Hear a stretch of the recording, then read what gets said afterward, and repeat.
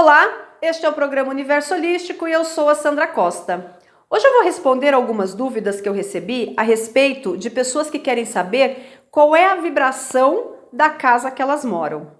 Dentro da numerologia, a gente sempre soma os números que compõem aquele local, por exemplo, e vai chegar numa unidade. Nós não vamos diminuir os números 11 e 22, porque eles são números considerados mestres, números especiais. Mas a gente sempre soma todos os números que compõem a casa até chegar numa unidade.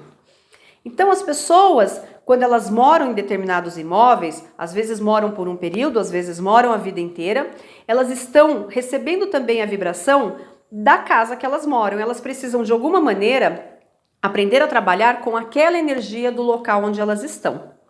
Então quem mora, por exemplo, numa casa 155, se nós somarmos o 1 mais o 5 mais o 5, vai dar 11. Então lembra que eu disse, o 11 a gente não diminui. 11 é considerado um número mestre. Pessoas que moram no imóvel número 11 são pessoas que devem trabalhar a intuição, a inspiração. São pessoas muito visionárias, muito criativas, que precisam trabalhar também a espiritualidade. Elas sempre estão disponíveis para ajudar o próximo de alguma forma. Se as pessoas que moram numa casa de vibração 11 não estão exercendo esse tipo de qualidade, estão vibrando em desequilíbrio. Esse desequilíbrio pode ser um bloqueado, onde ela, por exemplo, nega completamente a fé, não tem intuição, não desenvolve isso de forma alguma, ou pode ser de uma forma desequilibrada, exagerada, aonde ela fique sem saber o que é intuição, o que é realidade, não consiga definir, por exemplo, essas duas coisas.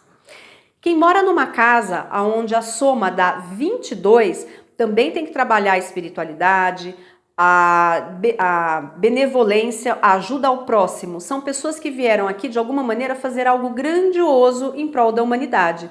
Então as pessoas que moram numa casa 22 têm uma missão bem especial na vida. Então lembrem-se, esses dois números são considerados mestres, a gente não diminui. Vamos agora falar dos outros números, pessoas que moram numa casa número 1. São pessoas que precisam trabalhar a iniciativa, a coragem, a determinação, o seguir em frente, a ter atitude. Pessoas que moram numa casa de vibração 2. São pessoas que precisam trabalhar a compaixão, a passividade, a paciência, a complacência. São pessoas que gostam de acolher, precisam trabalhar em parcerias. Então é uma casa, por exemplo, onde as pessoas precisam trabalhar essa coisa da união, precisam viver muito em harmonia para que as pessoas todas que moram naquela casa estejam em vibração única, vibrando da mesma maneira, pensando da mesma forma. Se tiver aí uma desarmonia, isso vai causar problemas nas pessoas que moram numa casa 2. Pessoas que moram numa casa 3, elas precisam expressar a sua criatividade de alguma maneira. Seja escrevendo, falando, tocando, cantando. São pessoas que precisam trabalhar muito a comunicação. Precisam também, de alguma maneira, se expressar em todos os âmbitos da vida. São muito criativas. É uma casa muito alegre, muito cheia de criatividade e alegria. Alegria mesmo, alegria da infantilidade. É a casa da criança. Casa 4, essa é uma casa problemática. Quem mora numa casa onde a soma dá 4, é uma casa que geralmente dá muito problema, muito conserto, porque 4 é o número do trabalho. Então é uma casa onde as coisas têm a tendência de quebrar muito.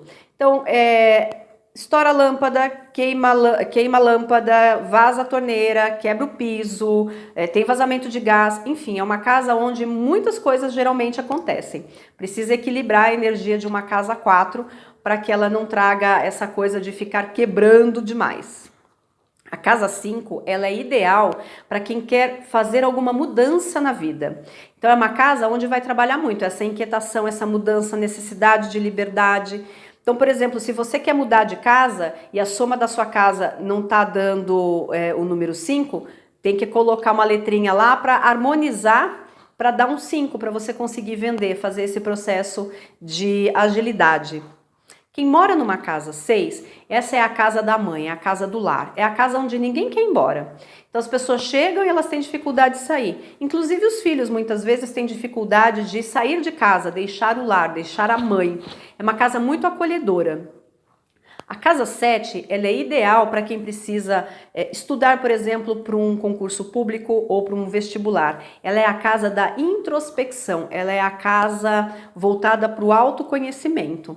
Então, uma casa 7 em desequilíbrio, por exemplo, é uma casa onde a campainha não para de tocar, o telefone não para de tocar, as pessoas querem ir lá toda hora. Essa é uma casa 7 em desequilíbrio, porque a função da casa 7 é essa coisa de se voltar para a introspecção. A casa 8, ela é a casa da prosperidade, do equilíbrio e da justiça. As pessoas que vivem numa vibração de casa 8 são pessoas que precisam trabalhar muito esse senso de justiça, de determinação, onde elas gostam das coisas muito corretas, muito certinhas, ficam apegadas mesmo muitas vezes às coisas que são de responsabilidade e de ordem. E quem mora numa casa 9 é a casa onde as pessoas elas vêm pedir ajuda a qualquer hora do dia ou da noite. Então é a casa do conselho, as pessoas vêm ali porque elas precisam se aconselhar. Ela é a casa de quem alguém liga para pedir ajuda porque precisa socorrer alguém que está passando mal.